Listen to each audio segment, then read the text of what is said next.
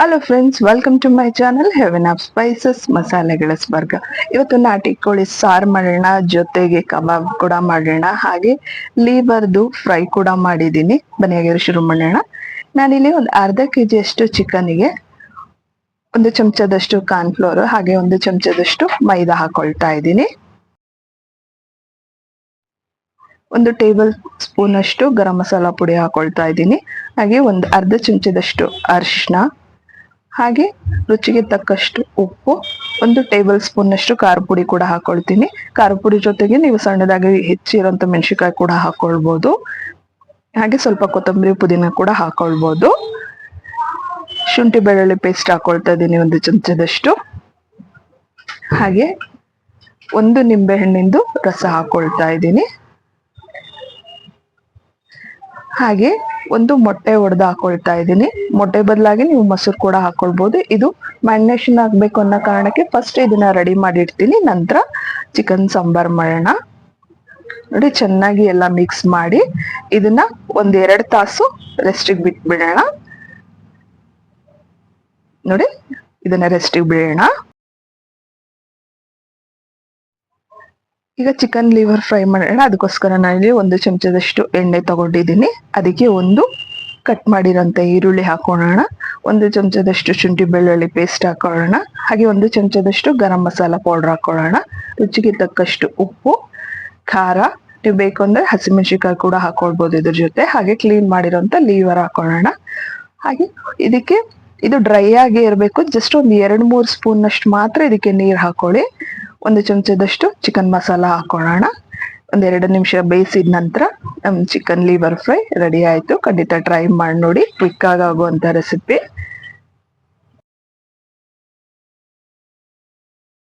ಇವಾಗ ಸಾರಿಗೆ ಮಸಾಲೆ ರೆಡಿ ಮಾಡ್ಕೊಳ್ಳೋಣ. ನಾನು ಇಲ್ಲೊಂದು 2 ಟೇಬಲ್ ಸ್ಪೂನ್ ಅಷ್ಟು ಕೊತ್ತಂಬರಿ ಕಾಳು ತಗೊಂಡಿದ್ದೀನಿ, 1 ಇಂಚಿನಷ್ಟು ಶುಂಠಿ ತಗೊಂಡಿದ್ದೀನಿ. ಇದಕ್ಕೆ ಒಂದು ಸ್ವಲ್ಪ ಕೊತ್ತಂಬರಿ ಹಾಕೊಳ್ಳೋಣ, ಒಂದು 2 ಟೇಬಲ್ ಸ್ಪೂನ್ ಅಷ್ಟು ಕೊತ್ತಂಬರಿ ಹಾಕೊಳ್ಳೋಣ.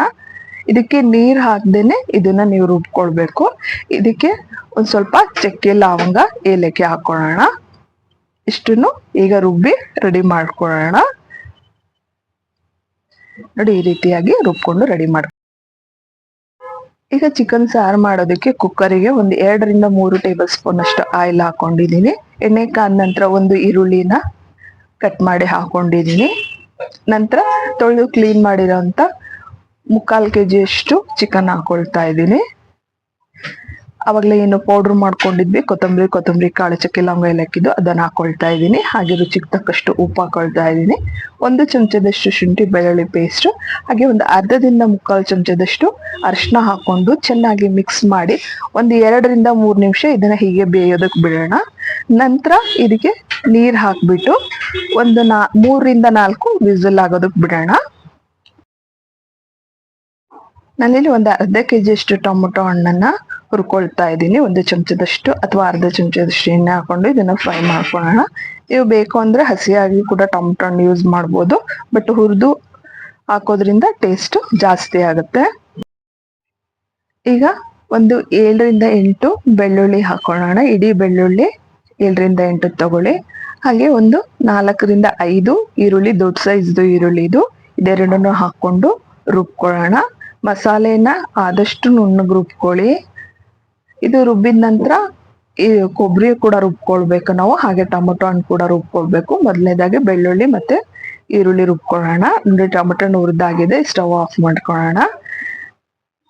ನೋಡಿ, ಈರುಳ್ಳಿ ಮತ್ತೆ ಬೆಳ್ಳುಳ್ಳಿ ರುಬ್ಕೊಂಡಾಗಿದೆ.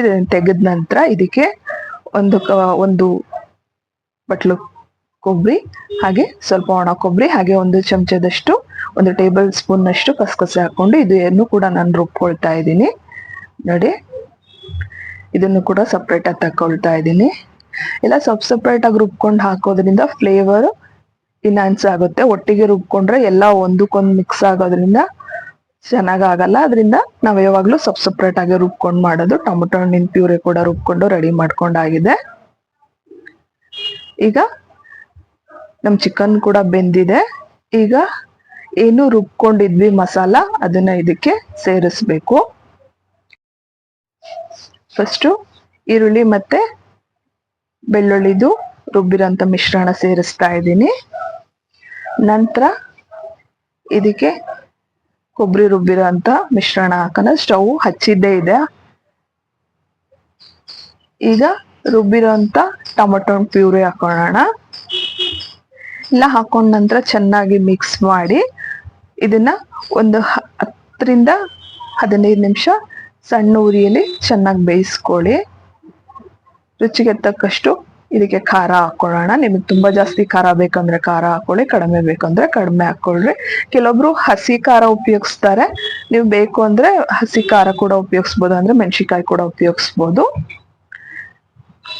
ಅದನ್ನ ಕುದಿಯೋಕೆ ಇಟ್ಬಿಟ್ಟು ಈಗ ಅವಾಗ್ಲೇ ಏನು ರೆಡಿ ಮಾಡ್ಕೊಂಡಿದ್ವಲ್ಲ ಆ ಕಬಾಬ್ನ ಫ್ರೈ ಮಾಡ್ಕೊಳ್ಳೋಣ. ತುಂಬಾ ಚೆನ್ನಾಗಿ ಕೋಟ್ ಆಗಿದೆ.